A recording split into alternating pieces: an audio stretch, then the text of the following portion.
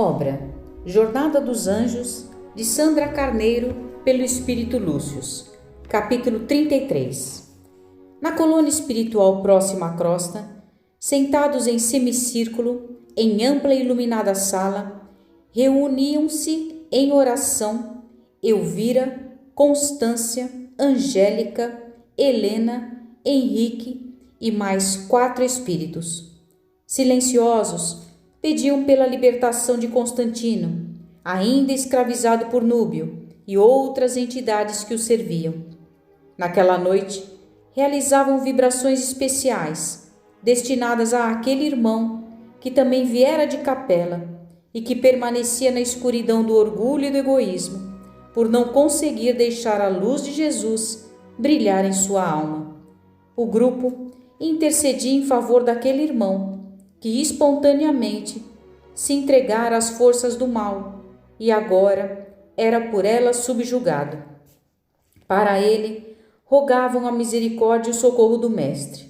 Constância, enquanto orava, emocionada, deixava que grossas lágrimas lhe rolassem pela face. Ao final das vibrações, receberam manifestação de uma entidade de grande desenvolvimento moral, responsável por equipes de resgate daqueles que se perdiam nas trevas. O elevado espírito lhes falou com amor. Venham em resposta às suas preces, avisar-lhes que uma equipe de socorristas de nosso grupo descerá ao orbe da terra para o resgate de diversos espíritos aprisionados pelos nossos irmãos infelizes. Constantino está entre eles. Com a graça de Deus, logo será assistido em um pronto socorro nas regiões densas do plano espiritual do planeta.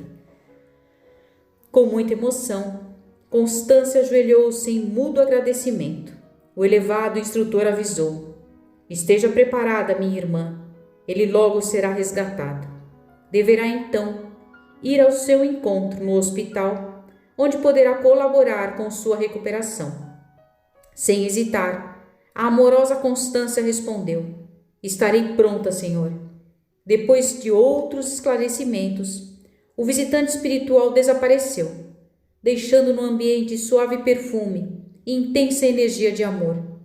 Elvira encerrou a tarefa com sentida prece de gratidão. Muito feliz, logo depois comentou, em conversa descontraída, abraçando Constância: que alegria, não é, minha querida irmã? Sim, alegria indizível. Estou feliz demais pela possibilidade de ajudar Constantino. Desde Capela, nos conhecemos e temos vivido diversas encarnações como parentes próximos, estabelecendo vigoroso elo de amizade e ternura. No entanto, não foi sempre assim. Quando deixamos Capela, meu ódio por ele era imenso. Ferdinando havia arquitetado o aborto de meus filhos gêmeos, e quando realizou o seu intento, eu não suportei e desencarnei junto com meus bebês. Eles logo foram socorridos e levados a uma colônia espiritual. Por outro lado, meu ódio era tão grande que atormentei Ferdinando sem descanso. Assim que chegamos ao plano espiritual da Terra, procurei por ele e o encontrei. A situação espiritual dele me facilitava atingi-lo com meu ódio. Por muito tempo, nos perturbamos mutuamente, ora nos alternando no plano espiritual, ora ambos encarnados, e foram experiências muito dolorosas. Finalmente, o amor de Deus me alcançou, e ainda como hebreia, comecei a me preparar para receber Jesus e servi-lo, obedecendo a seus ensinos libertadores. Por ele, fui enfim liberta dos pesados aguilhões do ódio e do orgulho. Mas com Ferdinando foi mais difícil. Quando encarnou como Constantino, ele sentia que estava pronto para servir a Jesus. Sua grande evolução intelectual e seus conhecimentos o capacitavam para fazer frente à pesada tarefa que se propôs realizar em favor da humanidade. Apoiar o cristianismo primitivo, ajudando os cristãos a se fortalecerem e se estruturarem, preparando-os para crescer e tirar os homens da escuridão. Entretanto, como todos sabem, ele sucumbiu. O fato de estar preparado não foi suficiente. Ele não conseguiu dominar-se a si mesmo e fracassou. A bela mulher fez longa pausa antes de concluir, limpando as lágrimas. Estou muito feliz por saber que em breve ele será resgatado. Que Jesus o ampare e abençoe.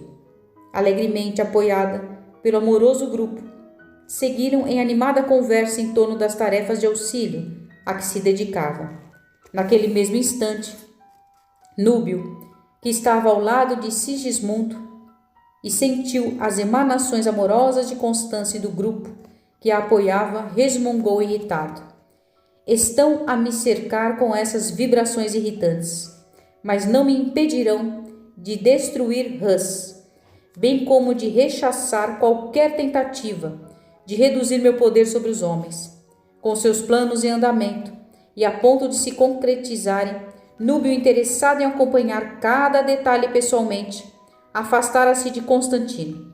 Algumas noites mais tarde, um grupo de espíritos entrava nas dependências onde estava preso aquele que fora imperador romano. Eram socorristas que, adensando sua forma espiritual, a fim de se assemelharem aos algozes, logo localizaram. Em rápida operação, o libertaram e o levaram para o pronto-socorro, junto com outros espíritos recolhidos na mesma expedição, sendo todos acomodados em ampla enfermaria e recebendo medicamentos e tratamentos adequados a cada situação. Constância, que ali os aguardava, comoveu-se ao ver o estado em que se encontrava Constantino e se uniu àqueles que o haviam resgatado para ajudá-los com ele e também com os demais. Depois de árduo trabalho, encontrou Angélica, que indagou: Como está? Como ele está? Agora sedado, em profundo sono. Vai precisar de bastante tempo para recobrar a consciência.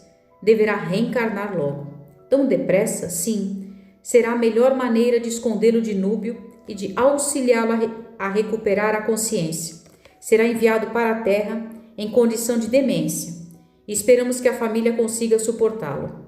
O casal está preparado para gerar a criança e creio que Constantino será levado amanhã mesmo. Não seria melhor deixá-lo aqui por mais algum tempo? No seu estado atual, ainda sob forte influência de Núbio, este seria capaz de fazê-lo fugir daqui e ir ao seu encontro, na primeira oportunidade. O melhor para ele agora será regressar à terra o quanto antes.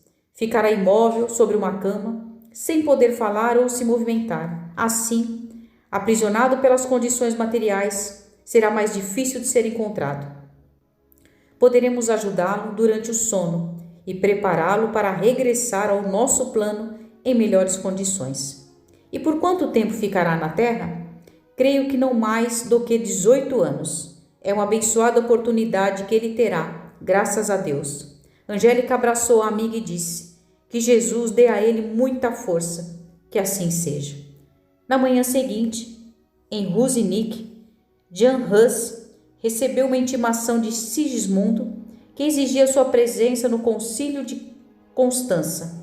O rei esclarecia que seu objetivo com esse concílio era a pacificação religiosa da Boêmia e que, pela influência que Jan exercia sobre o clero e sobre o povo, sua presença seria fundamental. Com a permissão da espiritualidade que o assistia, Jan Hus retornou a Praga e encontrou-se com o rei. Depois de longa conversa, durante a qual procurou diplomaticamente persuadir Jan a comparecer ao concílio, Sigismundo ofereceu seu último argumento: Eu lhe garantirei proteção para entrar e sair de Constança em segurança. Erguendo-se, caminhou até a mesa, tomou a pena, escreveu uma ordem e, depois de selá-la com um anel real, entregou-a a Jan. Este é um salvo-conduto que lhe permitirá caminhar seguro por Constança. Tem minha palavra de que não será molestado e sua vida não correrá nenhum risco. Jan pegou a ordem, pensou por alguns instantes e respondeu: Está bem, comparecerei ao concílio, dando minha contribuição para que possamos esclarecer as questões de conflito e buscar alternativas para que a situação religiosa da Boêmia seja resolvida. Meu maior interesse é auxiliar a Igreja a retomar seu lugar na defesa dos reais interesses do Evangelho de Jesus. O rei, que fitava o padre e o ouvia atento, afirmou ao despedir-se: sua presença será importante. Em breve nos veremos. Antes de retornar a Ruzinic, Hus esteve com Jerônimo, seu discípulo e seguidor. Este comentou: não gosto da ideia de você participar desse concílio. Parece-me uma armadilha ardilosa. Não confio em Sigismundo. Jean refletiu um pouco e então concordou. Também não confio nele. Sei que suas intenções são duvidosas. No entanto, sinto que preciso comparecer e defender os ideais que abraçamos. Se um pequeno grupo que seja dos que ali estiverem for tocado pela maneira como pensamos, teremos congregado novos defensores da reforma na Igreja. Preciso aproveitar essa oportunidade para falar aos seus altos níveis hierárquicos, sendo tão somente um porta-voz do alerta de Deus para que mudem o rumo dos fatos. Tocando o ombro de seu mestre, Jerônimo opinou preocupado: estará pondo a própria vida em risco. Eu sei, meu amigo, mas que valor tem a vida se não a colocamos a serviço daqueles que nos criou? Devo aproveitar a oportunidade de falar aos quatro cantos, em voz alta, os princípios esquecidos pelos nossos irmãos, que, como se dormissem, estão dominados por uma força estranha que os aprisiona a alma e o coração, impedindo-os de enxergar, de compreender? Ou é preferível esconder-se e esperar até que me prendam e façam o que quiserem? E não tenha dúvida de que farão isso, caso decidam. Não, minha vida terá mais valor se for empregada em algo de um significado maior e mais útil. Depois de breve pausa, prosseguiu, inspirado por Angélica e Henrique, que o assistiam. Além do mais, não estarei sozinho. Temos sempre o amparo do Senhor e de seus anjos. Deus estará comigo. Lembra-se da passagem das Escrituras Sagradas em que Eliseu pede a Deus que abra os olhos de seu servo para que veja o exército espiritual que os acompanha? Jerônimo, relembrando o texto, o citou. E Eliseu orou e disse: ó Senhor, peço-te que lhe abra os olhos para que veja. E o Senhor abriu os olhos do moço e ele viu. E eis que o monte estava cheio de cavalos e carros de fogo em redor de Eliseu. É uma belíssima e reconfortante passagem do Antigo Testamento. Pois é, estarei em companhia de Deus e de seus enviados. Eles haverão de me orientar e me guiar. Posso senti-los agora mesmo aqui, junto de nós. Abraçando-o fraternalmente, Jerônimo pediu: deixe-me ir com você. Serei seu defensor em tudo o que me for possível.